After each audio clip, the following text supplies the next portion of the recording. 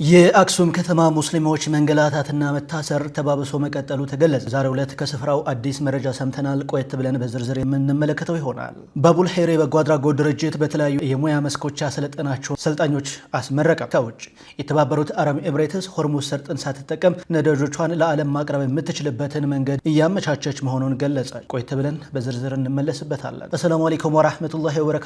የተከበራችሁና የተወደዳችሁ የሀሩን ሚዲያ ቤተሰቦች ይህ ዕለተ ጁሙዓ ወደ እናንተ የሚደርሰው ከጁሙዓ እስከ ጁሙዓ ፕሮግራማችን ነው። በዚህ ፕሮግራማችን በሳምንት ውስጥ የተከሰቱ ሀገራዊ፣ ዓለም አቀፋዊ፣ እስላማዊ ጉዳዮችን ወደ እናንተ የምናደርስ ይሆናል። ከማል ነውርዬ ይህንን ፕሮግራም አዘጋጅቶ በማቅረቡ በኩል አብራችኋለሁ።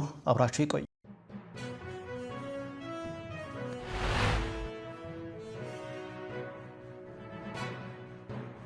በቀዳሚነት የምንመለከተው የአክሱም ከተማ ሙስሊሞችን የተመለከተ ጉዳይ ይሆናል። በአክሱም ከተማ ሙስሊሞች ላይ የሚደርሰው ግፍና በደል ተባብሶ መቀጠሉ ተገለጸ። በትላንትናው ዕለትም 10 የሚደርሱ ሙስሊሞች መታሰራቸው ተነግሯል። ተጨማሪውን በዝርዝር አዘጋጅተነዋል፣ እንደሚከተለው ይቀርባል። የአክሱም ሙስሊሞች መገለልና እስራት ተባብሶ ቀጥሏል። በትናንትናው ዕለትም 10 ግለሰቦች ታስረዋል። በአክሱም ከተማ በሙስሊሙ ማህበረሰብ ላይ የሚፈጸመው ግፍና መገለል ከቀን ወደ ቀን እየተባባሰ መምጣቱ የተሰማ ሲሆን በትናንትናው ዕለትም በሴት ተማሪዎች ላይ የተጀመረው የሂጃብ እገዳና ከትምህርት ገበታ የማባረር ዘመቻ በትናንትናው ዕለት ደግሞ ወደ ግለሰቦች እስራት መሸጋገሩ ተሰምቷል። ትናንት ሐሙስ ግንቦት 6 ቀን 2018 ዓመተ ልደት ከአክሱም በደረሰን መረጃ መሰረት ከ10 በላይ ሰላማዊ ሙስሊም ወንዶች ያለምንም ምክንያትና ያለ ፍርድ ቤት ትዕዛዝ በጸጥታ አካላት ተይዘው ታስረዋል። የጸጥታ አካላቱ በግለሰቦቹ መኖሪያ ቤቶችና የንግድ ሱቆች ላይ የተደበቀ ፈንጂና የጦር መሳሪያ ያላቸው በሚል ሰበብ ፍተሻ ካካሄዱ በኋላ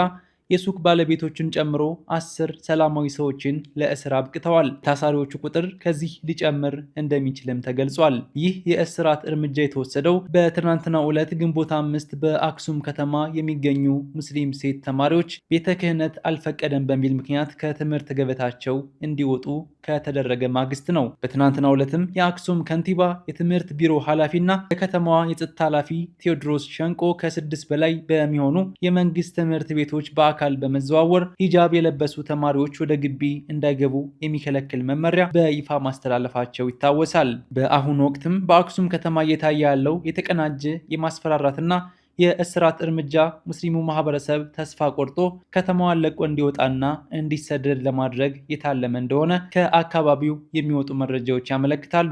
ይህ ተከታታይ በደልና መገለል በከተማዋ ነዋሪዎች ዘንድ ከፍተኛ ስጋትና ቅሬታን እየፈጠረም ይገኛል። ከሚያዝያ ወር ጀምሮ በአክሱም ከተማ አስተዳደር ድጋፍ በሙስሊሞች ላይ እየደረሰ ያለው ዘርፈ ብዙ በደል ከፍተኛ ትኩረት የሚሻ ቢሆንም የክልሉ መንግስትም ሆነ በክልሉ የሚገኙ ሚዲያዎች እንዲሁም የመብት ተሟጋቾች ጉዳዩን ችላ ማለታቸው ሁኔታውን ይበልጥ እንዲባባስ አድርጎታል። ይህ የሚመለከታቸው አካላት ትኩረት መንፈግ በአክሱም ሙስሊሞች ላይ ከባድና መጠነ ሰፊ ጥፋት ሊፈጸም ይችላል የሚል ከፍተኛ ስጋትን ደቅኗል። ይህ በእንዲህ እንዳለ በዛሬው ዕለት በአክሱም ከተማ ለስድስተኛ ሳምንታት ተከታታይ የጁምዓ ሶላት አለመሰገዱ ተገልጿል።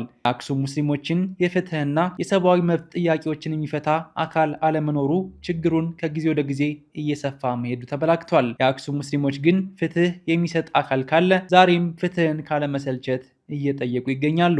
አቲድ ሐሚድ ነበርኩ። ወሰላሙ አለይኩም ወራህመቱላሂ ወበረካቱ።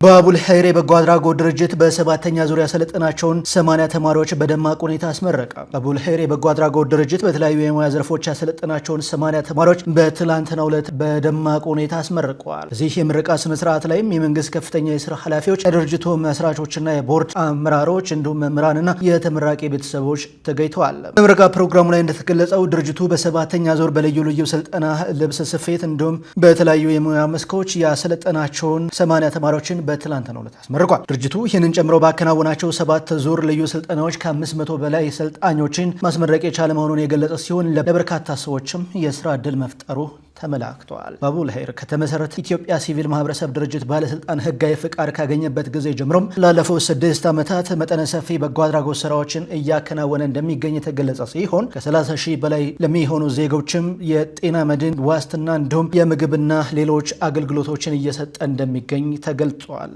እንደሚታወቀው በአቡል ኸይር የበጎ አድራጎት ድርጅቱ ከኢትዮጵያ ሲቪል ማህበረሰብ ድርጅቶች ባለስልጣን ህጋዊ ፍቃድ ካገኘበት ቀን አንስቶ ላለፉት 6 ዓመታት ከ30 ሺህ በላይ ለሚሆኑ ወገኖቻችን የምግብ ዋስትና ማረጋገጥ ተችሏል። ከ5000 በላይ ለሚሆኑ ተጠቃሚዎቻችን የጤና መድህን ዋስትናቸውን ከማረጋገጥ ባሻገር የታረዙትን በማልበስ የተራቡትን ከመመገብ በተጨማሪ በዘላቂነት የማቋቋም በርካታ ስራዎችን ሰርቷል።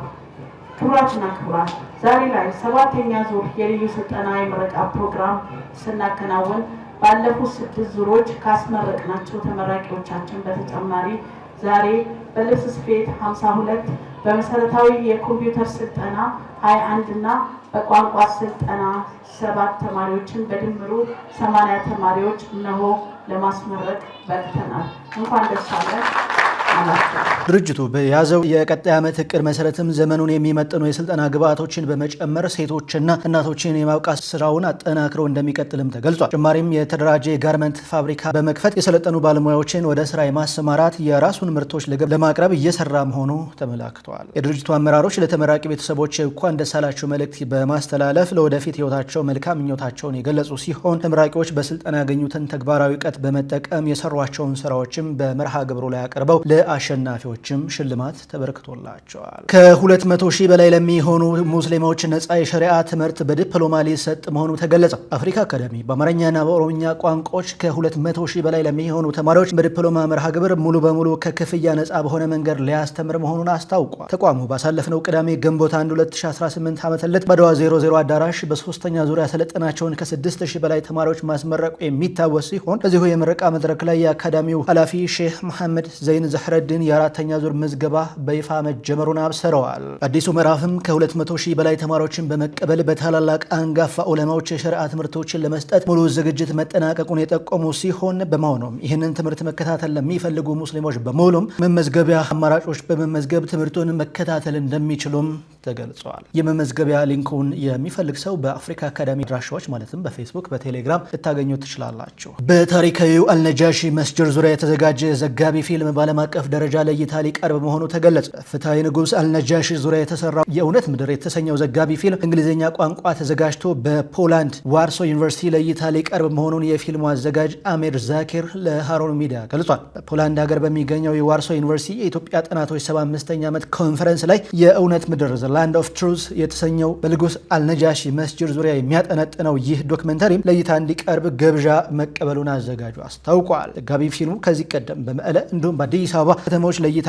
ቀርቦ አሁን ደግሞ በኒዮ ስቱዲዮ ወደ እንግሊዝኛ ቋንቋ በጥራት ተተርጉሞ በፖላንድ ዩኒቨርሲቲ ዓለም አቀፍ የታሪክ ተመራማሪዎች፣ ምሁራን በተገኙበት ለእይታ ይቀርባልም ተብሏል። ዶክመንተሪው በእንግሊዝኛ ቋንቋ ተተርጉሞ መቅረቡ የሀገራችንን እስላማዊ ቅርሶች በተለይም የንጉሥ አልነጃሺን መስጅድ ለዓለም አቀፉ ማህበረሰብ ለማስተዋወቅ ጉልህ ሚና እንደሚኖረውም ተጠቁሟል።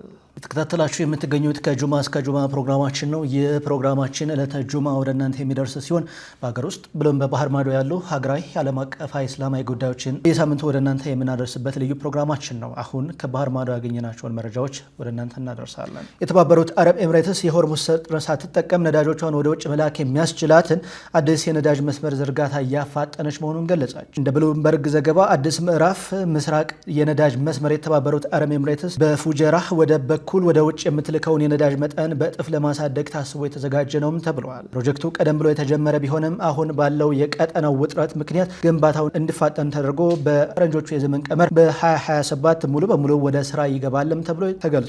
ሆርሙዝ ሰርጥ በአሁኑ ወቅት በተለያዩ ፖለቲካዊና ጂኦፖለቲካዊ ምክንያቶች ስጋት ውስጥ በመውደቁ ይህ መስመር አረብ ኤምሬትስ ያለምንም እንቅፋት ነዳጇን ለዓለም ገበያ እንድታቀርብ ይረዳታል ተብሏል። አዲሱ መስመር ሲጠናቀቅ የተባበሩት አረብ ኤምሬትስ በፉጀራህ በኩል የምትልከው የነዳጅ መጠን በቀን ወደ 4 ሚሊዮን በርሜል እንደሚደርስ ይገመታልም ተብሏል። እስራኤል ለተባበሩት አረብ ኤምሬትስ አይረን ዶም አየር መከላከያ ስርዓትን መላኳን የአሜሪካ አምባሳደር አረጋገጡ። በእስራኤል የአሜሪካ አምባሳደር ማይክ አካፒ እስራኤል አይረን ዶም የተሰኘ የጸረ ሚሳኤል መከላከያ ስርዓት ለተባበሩት አረብ ኤምሬትስ መላኳን በይፋ አረጋግጠዋል። አምባሳደሩ እንደገለጹት እስራኤል ከአይረን ዶም ባትሪዎች ብቻ ሳይሆን መሳሪያውንም የሚያንቀሳቅሱ የሰለጠኑ ባለሙያዎችን ጭምር በቅርቡ ልካለችም ነው ያሉት። ክለውም የተባበሩት አረብ ኤምሬትስና እስራኤል መካከል እጅግ አስደናቂ የሆነ ግንኙነት መኖሩን አስታውቋል። ኤምሬትስ በበኩሉ እስራኤል ያላት ጠንካራ አጋርነት ሲያብራሩም ሌሎች አየር መንገዶች ሙሉ በሙሉ እስራኤል የሚያደርጉትን በረራ ባያቋረጡም ባቋረጡበት ወቅት እንኳን የኤምሬትስ አየር መንገዶች በረራቸውን አላቋረጡም ነበር በማለት የተባበሩት አረብ ኤምሬትስ እንደ ጥሩ